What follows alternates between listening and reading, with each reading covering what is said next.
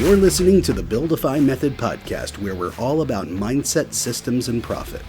As a nationally recognized business consultant, coach, and speaker, your host Aaron Keith is passionate about supporting the entrepreneur community by sharing his knowledge gained from coaching over 10,000 entrepreneurs in nearly 20 years at companies ranging from billion-dollar enterprises and celebrities all the way to Main Street and small startups. Each Build-isode's blunt, no-bullshit conversation is led by Aaron along with his co-host Ryan Coyne, a veteran tech consultant and nationally recognized speaker. Each week, Aaron and Ryan deconstruct mental and physical aspects of the topics that challenge all successful entrepreneurs, while also providing coaching, insight, and specific advice on distinctions that affect all growth-minded entrepreneurs. So listen up. It's time to work on your business, not just in your business.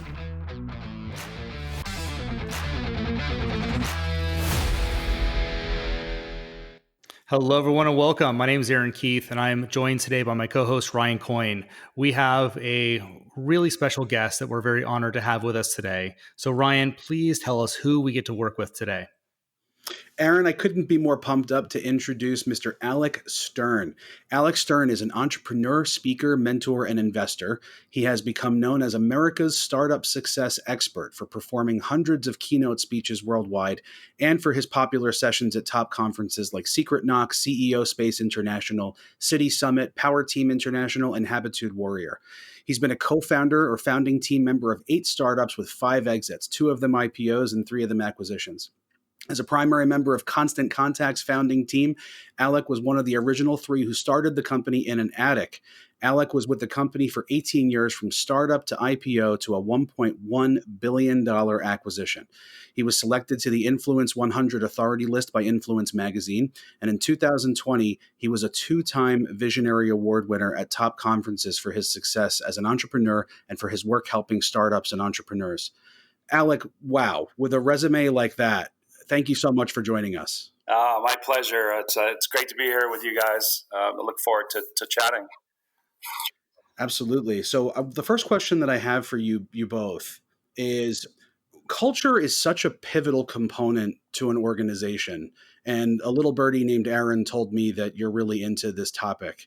How are you able to instill culture into the fabric of such a large company?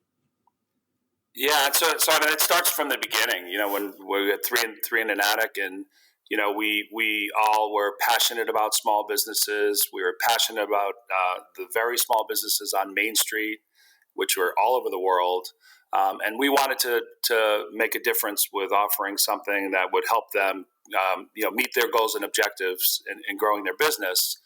And it started there. You know, as we were bringing other people in. You know, we wanted to make sure that they also had the same passion to stay local or localer, and working and shopping and supporting their local businesses. And so I think that was sort of one of the original things around the culture. It was just we all were like-minded to want to do what we could to raise the water level of small businesses all over. And then from there, it was really setting sort of the kind of the premise around. How do we do that? And the first thing we all, the mantra we all lived by in any area of the company was delight the customer. And whatever you were working on, we wanted to make sure that you were always working toward delighting the customer. So if you were an engineer and you were coding something and you had a deadline and you were going to rush to get it out, but it might be friction, it might have friction for the customer, or they may not have the best experience with it, then raise your hand and we maybe halt bringing it to market until it does delight the customer. So We did it across company. That's impressive. So what is something that had you become so interested in customer experience and customer service? Yeah, so I'm not new to helping small businesses. In fact, it's been a passion of mine for a long time, and I was in prior businesses and prior to Constant Contact, where I was working on platforms for applications to be developed to help small business. I worked on payment systems. I worked on catalogs on the net, which just became sort of general websites and brochureware on the web. And then started doing some stuff with e-commerce. And And then Constant Contact was moving to the front of helping them with marketing and, staying top of mind and driving traffic, back into their store and having current customers tell others and get more revenue and all the sort of the goals that they were looking for. So we wanted to be on the front end of that, with customer engagement and nurturing, customer relationships. That's brilliant. So when you're there with your team, and I'm just trying to imagine this, right? Because with one of my companies, I have about 12 employees, and to me, that's large. You have thousands of employees. What kind of structure did you have to use to get that culture in place? Yeah, so the moving from an attic where we had folks, we then went to a basement where we had room for about 30 or 40 people. Then we kind of moved around a little bit until we finally settled in on a building that we could continue and expand and grow. And some tenants were gracious enough to move out of our way and eventually off the floors we needed. And so as you're growing, I mean, there's different points, inflection points in scale. And Mm-hmm. when we sold the company, we had 1,500 people, and Wow. so we had an amazing management team. We had an incredible, HR team that really, organizational development and sort of all the things that we needed to instill that. But you then have the challenges of the reality of day to day. And so I Mm-hmm. remember there were points in time when we were scaling where somebody could come into the company as an individual contributor and within 6 weeks could be managing a few, and within another 6 to 10 weeks could potentially be a manager of a group. Oh my And gosh. when you're moving that fast, we really needed to make sure that the culture was instilled in everyone, and that it would be able to sort of assimilate into those that come in when they're being asked to take on roles where they're looked up to. And in the case of how they're uh, um, uh, showing their aspects of the culture around delighting Right. the customer and helping small business and so forth. Can I Yeah. ask you, did you find that there were more people that were willing to take the leadership role, and perhaps thrust that responsibility upon themselves? The kind of people who want to take charge and kind of shy towards that as opposed to away from it, or more people that were thrust into the role and kind of had to sink or swim. And how did you identify who was fit for that? Well, I mean, as you're, at some points in sort of scale, when things are happening real fast, you don't necessarily have the luxury of time to Mm. when 6 weeks later, someone might be managing others, at sort of the peak of that rapid growth. But I think, we were really, I mean, hats off to the 1,500 people we had, because they were the ones that made the difference. We had 8,000 partners, 1,500 employees, and 1 million customers that were paying us. And so it was a combination of a lot of moving parts there for our success. But we were fortunate to bring in great. We hired great people, and so we sort of made sure we didn't bring anyone in that would leave egos at the door, leave politics, being political and trying to like weave your way and muscle your way ahead. Like, we had a lot of great people, and many that want to roll up their sleeves and do whatever to help. And you had to wear a lot of hats, at times that maybe you didn't want to, but we all had to. Like take everyone in the early days being on the customer service line, support line to answer customer questions, and so once if your culture if your culture is sort of set early, and it sort of evolves with the group, and as more people Mm-hmm. come in, it evolves. You know, the if you have the right culture and the right experience, work experience that people love, then it leads to a lot of things. For example, half the people in our company were referrals from an existing employee. Wow. So, I mean, that tells you that if you've done something right, then, and they want to bring their friends in, and in some cases, the bloodline of a group of 8, 10, 20 employees came from like they all were in college together, or were tied to their sports teams, or Yeah. their extracurricular things, and so that just showed us that we were on to something and we're doing it right. And listen, it wasn't rosy and perfect all along. Oh, of course. And I remember I oftentimes was pulled in as many interviews for key folks as possible. And I also want to interview new people on the front lines on support or customer support or our marketing engagement consultants that help customers that are opening trials, for example. And I would I would say, look, I have no control over you getting this job or not. Those all the other folks you're going to be meeting, and people would meet 5, 6, 8 people, depending on the positions, and so we wanted to make sure everyone was comfortable with them, and so all I was really there to see what's the culture fit? Are they a good fit for for the company? And I would ask questions like, so if you were out shopping, do you what's your preference in terms of shopping? How do you shop today? And when you have someone say something like, I just go to I go to Amazon Prime. It's just the easiest thing. I just shop online. Yeah.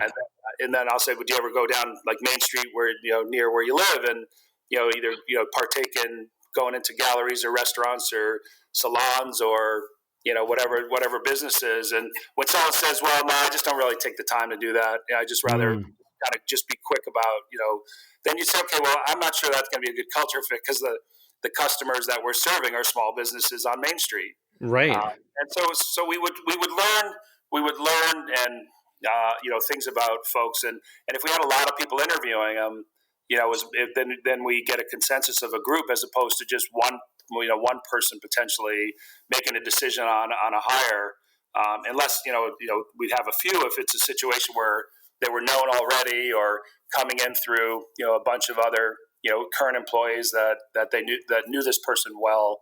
But we just made it a point to have a consensus and a group decisions on a lot of those hires. That's impressive. I mean, so you're sitting there having interviews with people on the front lines all the way up. I think for the entrepreneurs listening to this, it says a lot that no matter how big or small your company is, the CEO, the founders, they really need to be involved in those little interactions because those little interactions pivot into very large ripple effects all the way through the company. And I know like Ryan and I have been getting questions from a lot of entrepreneurs in the last, 4 to 6 weeks since everything has happened in our economy. Now, so many businesses are thrust into working remotely. So communication is so different right now. And we've been getting a lot of questions about this, about culture. From your perspective, how do you keep culture in place when a business is so remote and, you have employees all over the country, all over the world? Yeah. So I mean, the challenges that face us today are varied, and again, it would the answer may differ if it's a small business on Main Street that's now closed with everyone sheltering in home, or sort of a larger global company that's just seeing a halt or stall in business. Mm-hmm. I think now more than ever there needs to be extra communication, and this is true in life in general. I mean, I'm talking to my family daily, where I'll tell you, that didn't happen for a long time. I just occasionally when I was in a car ride, I'm like, let me call them, every three days or every 5 days or whatever. So I think over communicating because at this point, a lot of people just aren't, the ones that work from home today and are virtual, this is no big deal for them. They're used to social distancing and operating, in front of their computer and on their phone and not having that interaction. Having that, especially for those that live alone, you're now thrust in a situation where you don't have the water cooler talks, you don't have anyone to go to lunch to, or take a quick walk outside, or whatever you would do, something after work, And so I think the communication is even more important, and you need to amp that. And we certainly have all the tools today where we can be doing the virtual conversations and video chatting and so forth. And then, of course, all the other tools for the real-time communication on projects and sort of managing things more online than you would do with stand-ups and other things, if you were face-to-face. So it's really key. It's key to have additional communication, and even as a small startup, who's working on an idea, I think now there's more opportunity to communicate with people that you might have wanted to get to before. So for example, if you were a startup with an idea and you wanted to go talk to your target market, I'll bet you can find folks who will jump on the phone and chat with you, or do a video chat, or watch a demonstration of something and get their feedback, because people do have more time,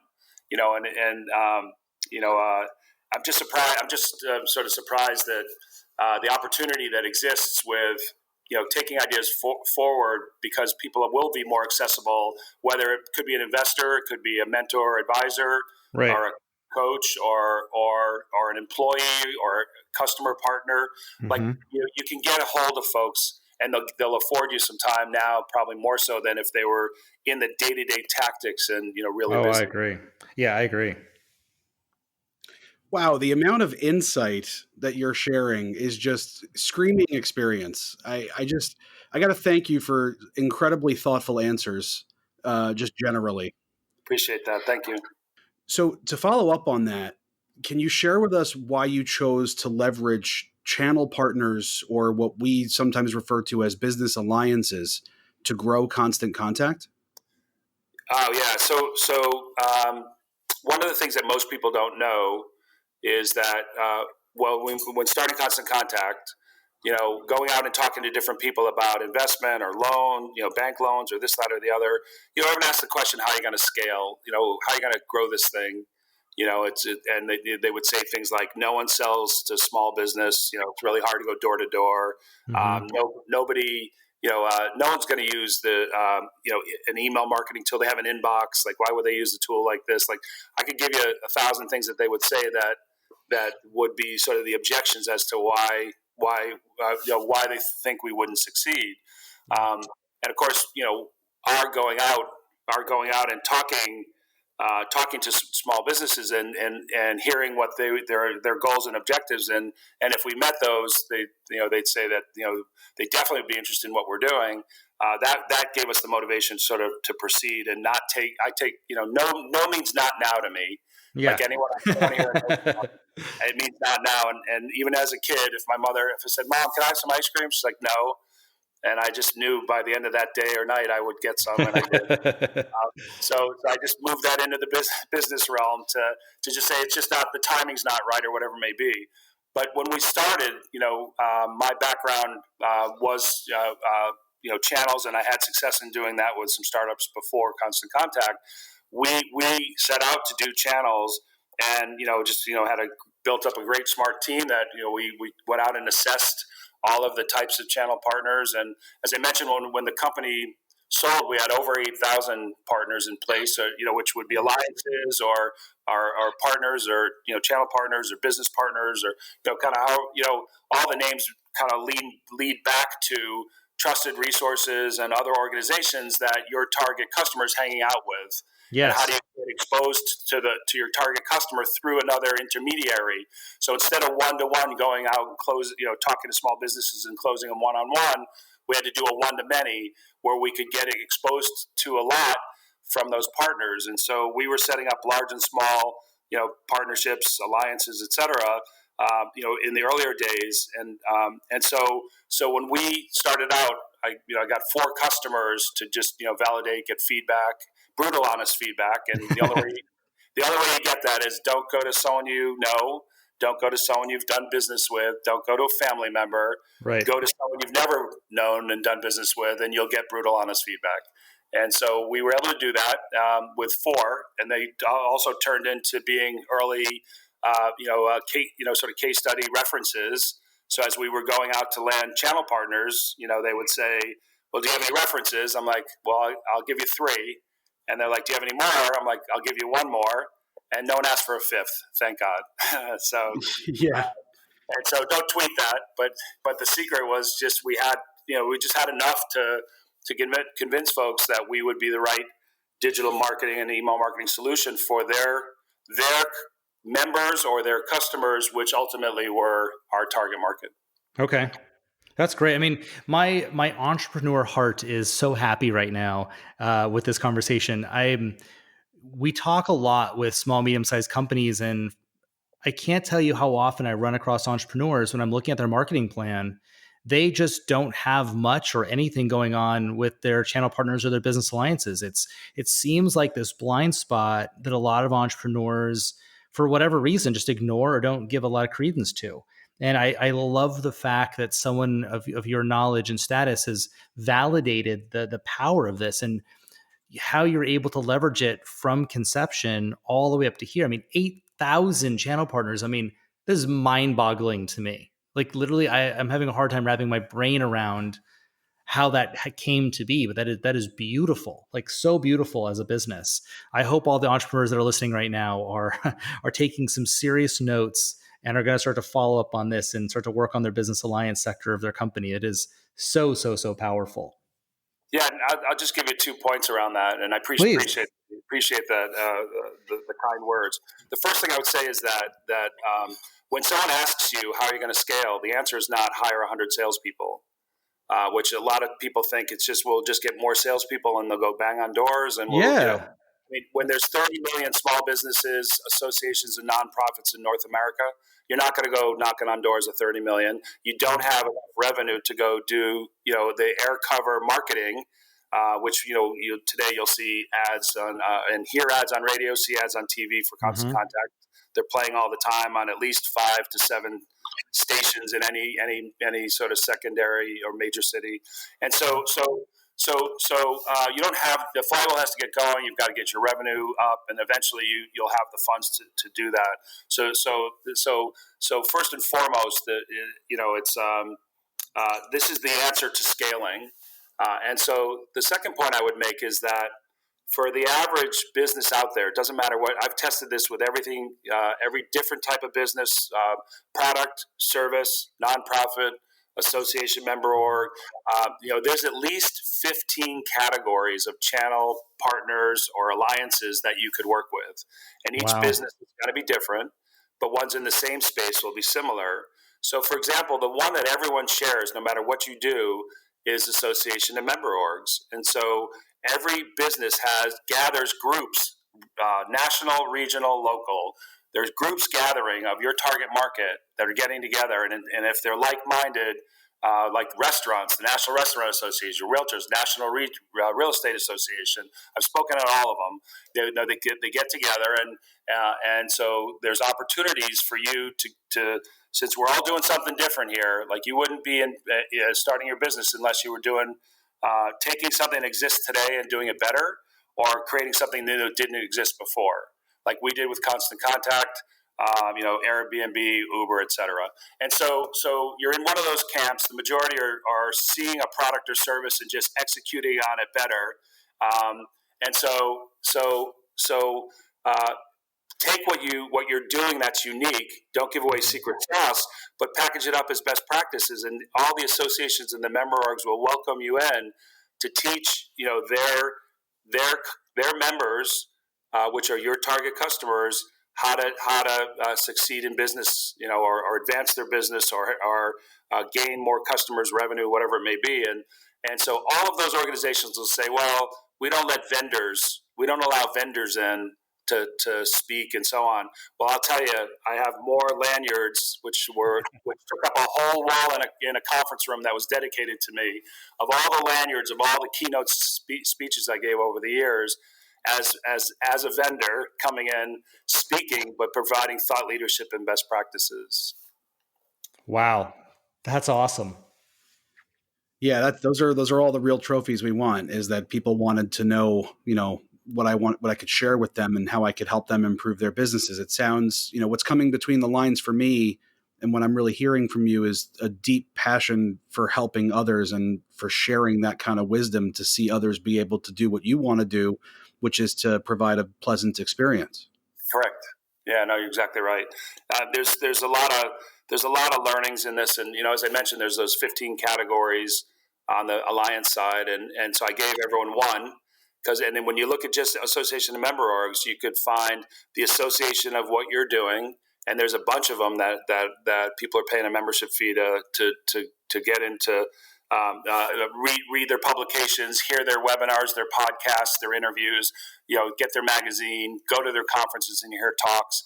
You have a lot of ways that you can get exposed, and they're hungry for content that's going to that they can provide, as well as offerings they can provide to the target market, uh, uh, to your target market, because that just solidifies why they're paying the membership fee every year. They're like, they thank them for bringing in someone who's helped them, raise the water level of their own business, and collectively as a group who are the same. And so there's a lot of power in that. So that's one. There's at least 14 others minimum for business. So I'll challenge everyone to go off and get on a whiteboard and start thinking about, where's our target customer hanging out?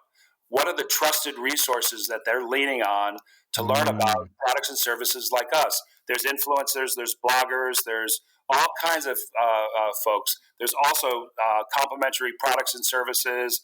There's consultants, and there's agencies and others that focus on working with your target market. There's PR firms. There's whoever it is. There are folks that are trusted going into that target customer of yours and talking about products and services that you could be partnering with, and creating some sort of an alliance to get you exposed. So on the heels of that, I mean, and in the spirit of it, something that we're asking just about everyone that we're interviewing is, how do you know when, as a business owner or a C-suite member, that it's time to revamp a marketing effort or to juice up the brand to get ahead of the competitive marketplace or even to catch up? Sure. Yeah. When we started, so when Constant Contact started, the original premise was level the playing field for small businesses against their big competitors. The big competitors had enterprise tools for email marketing and digital marketing. They had agencies. They had full teams. They had tech folks. They had all the stuff they needed. They had designers. Then Main Street had nothing, and so it was really for us coming out was to create a self-service, easy-to-use tool that was very low cost. It started at $15, $20 a month. Started free, and then was $15, $20 a month. And then when all you had to worry about was, who am I going to communicate or send a campaign to? What do I want to say, and when do I want to send it? So they didn't have to know anything technical. No other folks involved. There was templates, and it was easy to change colors and do all kinds of stuff. So we had to sort of make that really, really simple and easy. So we were the first to market doing that. We were also one of the first two SaaS offerings. So everyone talks about SaaS. It was ASP, and application service provider. Then it became SaaS. Now it's cloud. It'll be named something else in a few years, I'm sure. So everyone, that's at your fingertips today to create an application where you build it once and share many, or rent it many. That didn't exist initially, but within a couple of years, that came into the foray, and we were one of the first two SaaS applications ever. And on the IBM platform, we were written up, a case study for being one of those that allowed to do it. And so we were leading, creating a whole sort of industry around digital marketing, self-service, SaaS, tools for small business. And of course, today there's probably 100 companies that claim to do what we were doing, and so the competitive landscape was growing. We had some folks that just offered it completely free, to a pretty high level, and so there was sort of the feeling that some people would say, well, is that going to kill your business? Right. And in fact, it ended up our business grew because there were other platforms that people could trial and not necessarily be able to get the hand holding and support and the ease of use, and call us anytime, and get a call in the first 48 hours by a marketing coach to help you. And there were a lot of things we've had in our secret sauce to delight the customer. And so we were staying ahead, but we also, some of those just afforded us the opportunity and including enterprise tools coming down market, that Microsoft and others that tried to bring out a small business tool, and eventually threw in the towel, and we worked with all of those to bring their customers over onto our platform. So we had to constantly find ways to innovate. Other folks were creating some cool stuff as well. We had a lot of people that were copying everything we were doing, including taking screenshots off our website and using it on there. Yeah. Wow. We had to constantly shut people down from doing some of those things. But oh my gosh. we had to stay ahead of it. And, and at the end of the day, when you look at all the competitors, 60, 70% of what we did was the same. And then it was, where did we differ on the offering, and where did we differ on how we delighted the customer? And I think definitely on the delighting the customer, we won that hands down. And today it continues to be, sort of one of the secret things that we did in teaching, going around.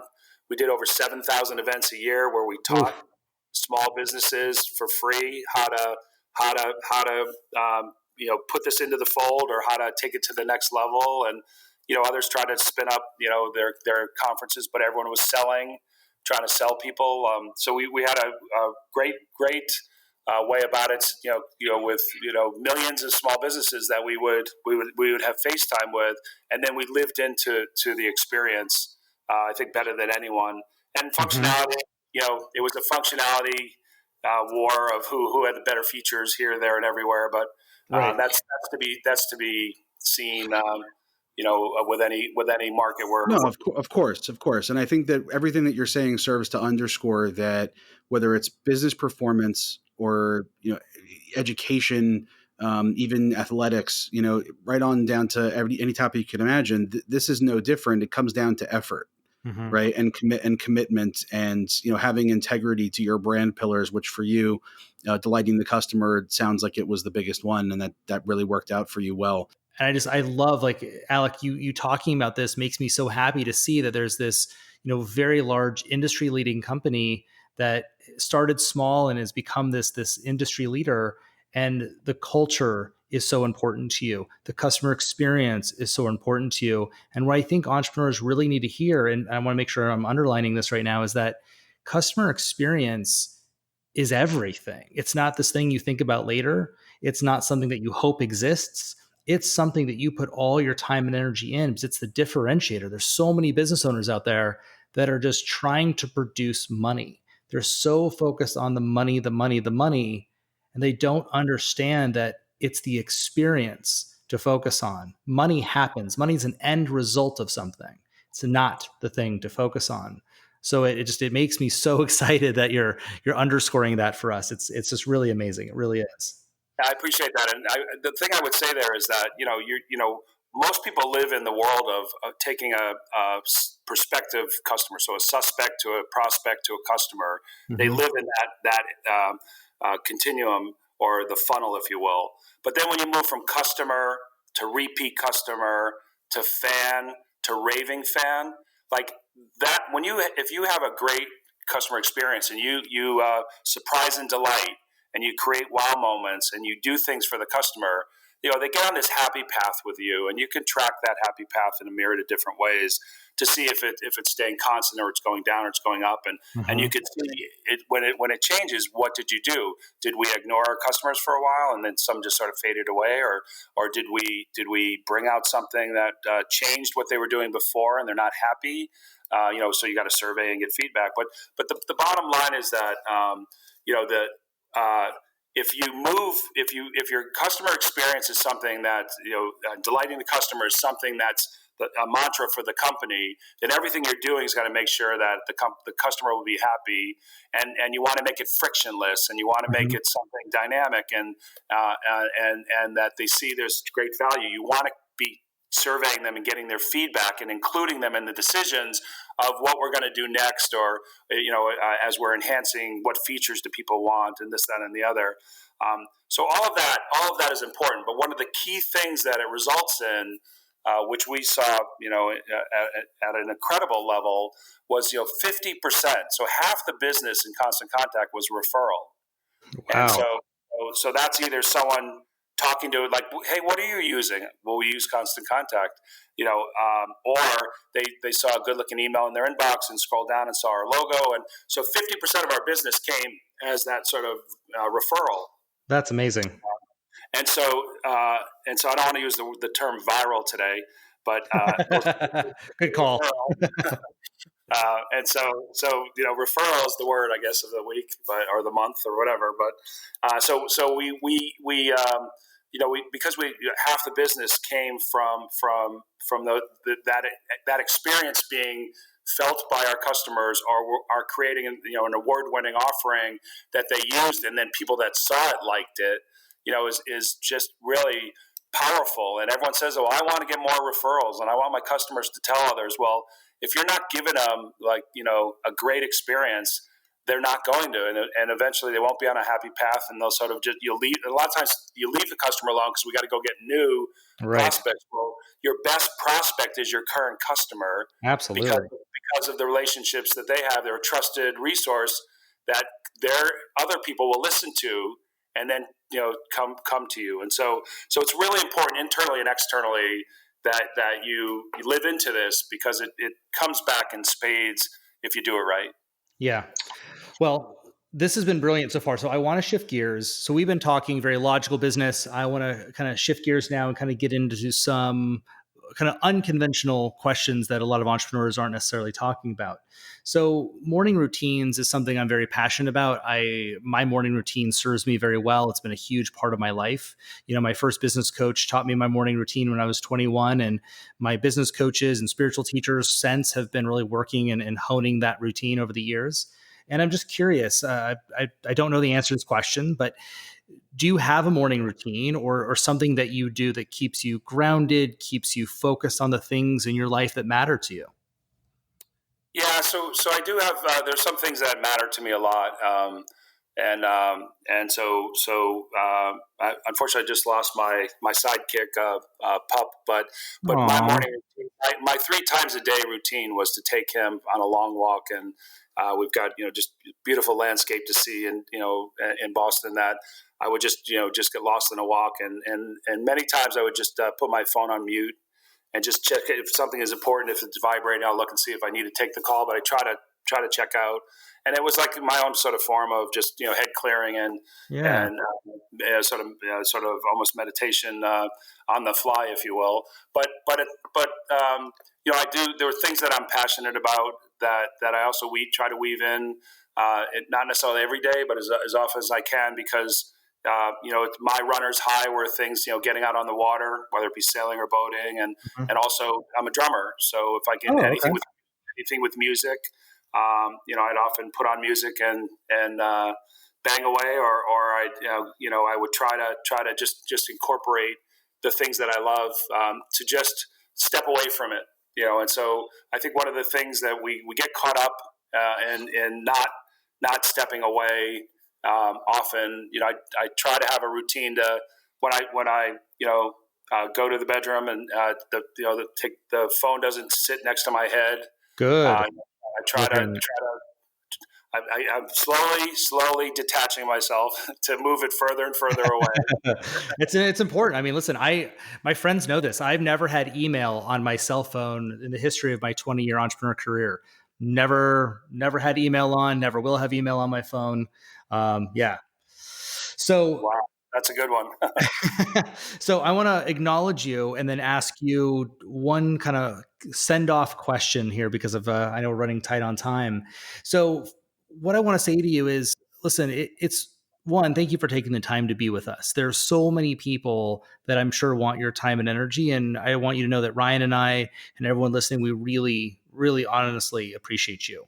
Two, I can imagine there are so many tough conversations and things you've had to do, late nights, stress, decisions. You've had to do so much that none of us will ever know about, that you've never been acknowledged for. So I just really want to thank you for being the person that you are and all the contribution that you're now giving to us. It's amazing. And we're really honored that you would share this information with us. So thank you. No, I really appreciate it. The kind words are felt, and I do appreciate all of that. Thank you. Absolutely. All right. So, final question for you. So, there you are. You get an opportunity to go back and tell your young entrepreneur self, the gentleman who's building his very first business. What's the advice, the nugget? Like, what would you impart on that young man who's building his very first business? Yeah, so I would center this around obstacles, and things that are getting in the way. And so what I've learned, and I certainly speak too often, is that we're all sitting here today, and there's probably something on our mind that's an obstacle or a blocker to move forward. So we go into the office, and we'll take a piece of paper, we'll write on the first line, put a blank little box to the left of it, and then we get into our day, and odds are we don't even get to check that box because we didn't tackle that obstacle, and we put it on the list of the next day, and so on. And so learning to take that obstacle and realize, okay, I'm not the first one that's had this obstacle. Let me seek out counsel from those that have had it before, who failed at trying to knock it down, who succeeded at it. Was there a way to break it down into smaller pieces so it's so not monumental and it's a blocker for us? Because the bottom line is you need to get the muscle memory to deal with these obstacles. And when you deal with the first obstacle, and you can celebrate, there's one behind it that's bigger, and you've got to get the muscle memory to deal with that one. And guess what? The one behind that one's even bigger. And so I learned that as you're moving, there's always problems, there's always obstacles.